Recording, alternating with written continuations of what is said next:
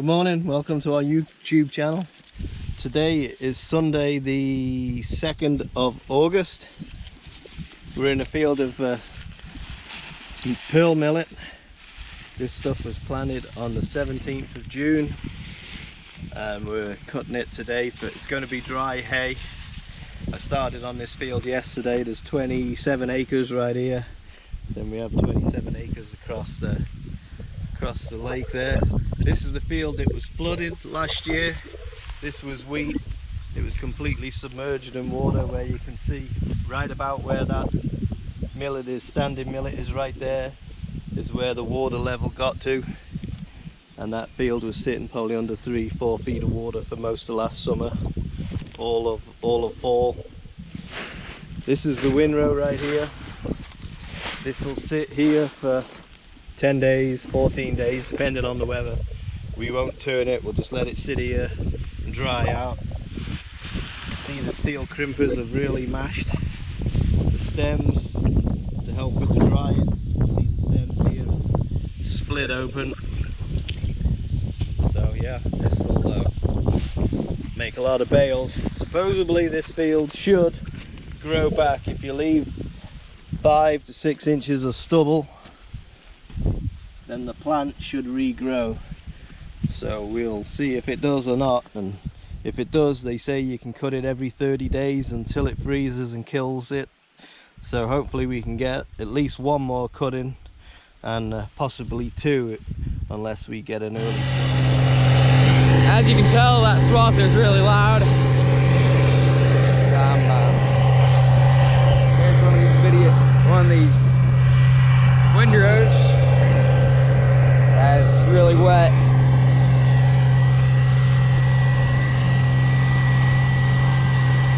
Just made my hands wet touching it.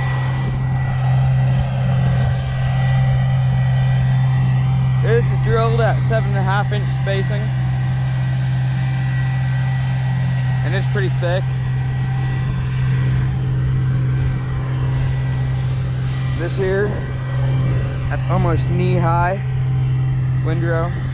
That is on the bigger side windrow. Still, that there is almost the same like this one. That's the widest setting it'll go. It's that big.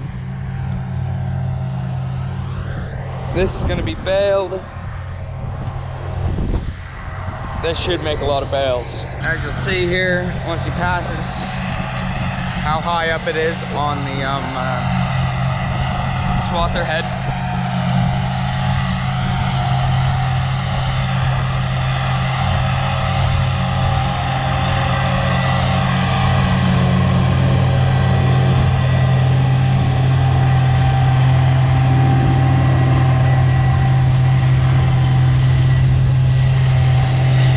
I'll come stand next to the unswathed stuff that's not cut yet.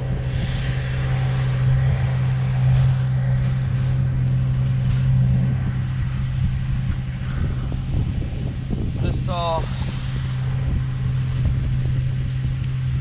And it's thick.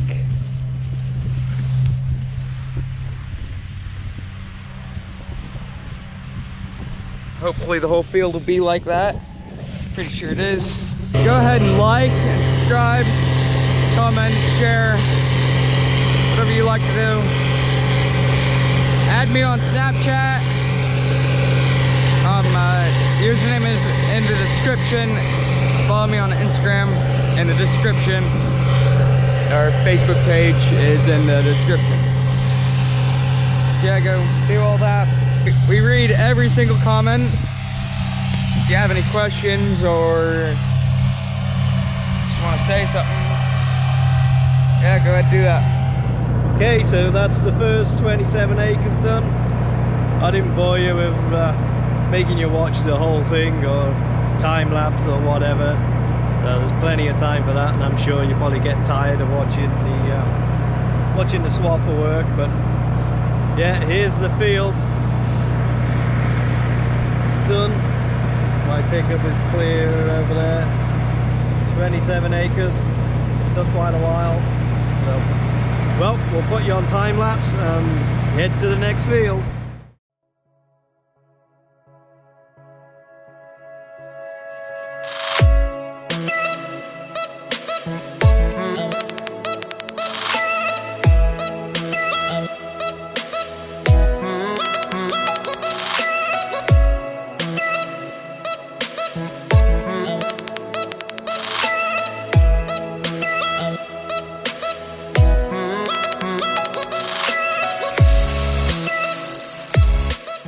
So here we are at the next field.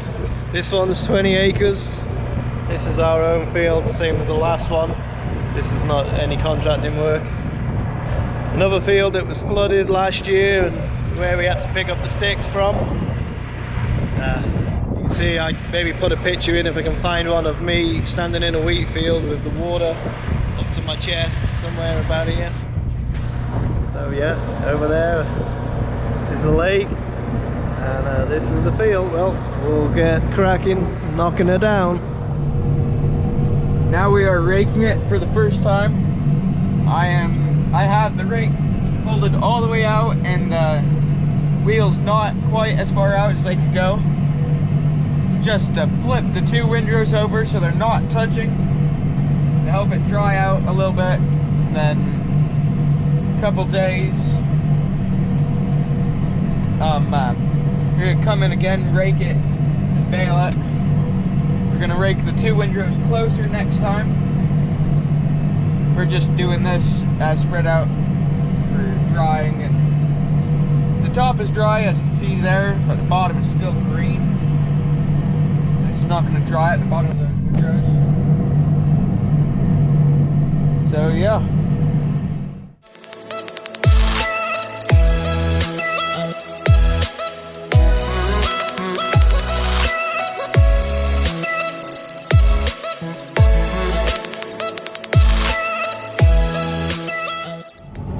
I'm using the 7830 for this job since the 4640 is still getting work done. I'm getting the drone set up here, get some drone footage, get some more GoPro footage. Yeah, just gonna put the drone in the air from here. I will hold these two down, start the propellers, and lift the one up. It's telling me that the roof is close. There you can see it's in the air.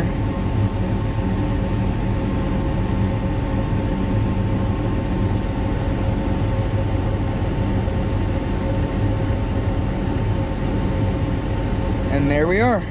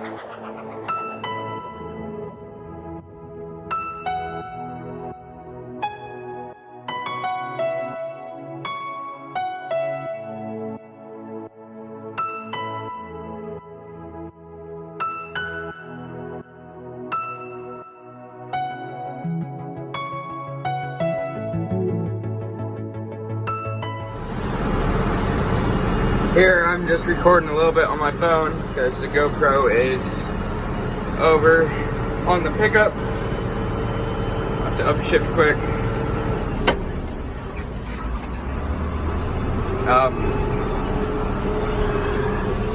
Yeah, the GoPro's on time lapse, watching Dad bail right now over there. I'm just recording this on my phone quick. We're using a rig that a friend of ours just let us borrow. Hauling us behind the 40, or the, not the 46, the JCB. Gotta upshift one more time.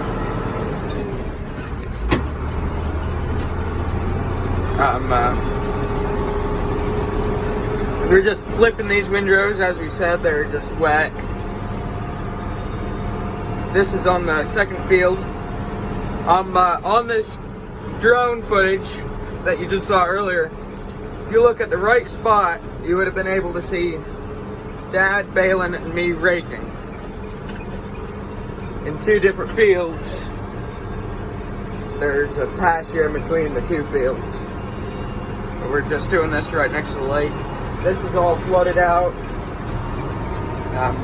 I'll leave a link in the description to the video of us moving bales, or not moving bales, moving sticks.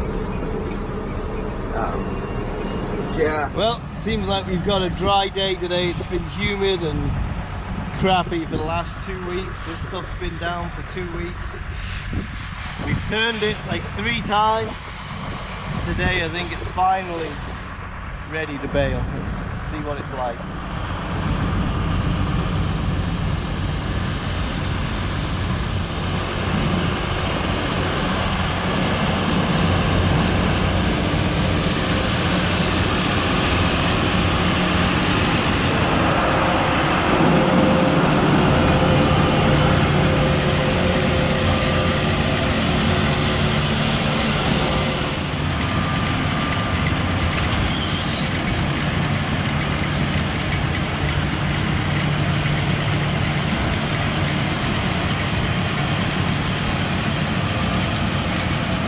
We got a moisture tester here. This little metal deal. We poke it into a bale, press a button, and it'll tell us what moisture the hay is. So we'll stick her in. 17% right there. 16%. 16%. 16%. That's good. This has been anywhere from 16 to 40% every time we've tried screwing around with it over the last 4 days. Finally, maybe we'll be able to get it baled. This crop was supposed to grow back again, but since we cut it, we've had no rain, but just humid days. You see, some of it's got regrowth, some of it's dead.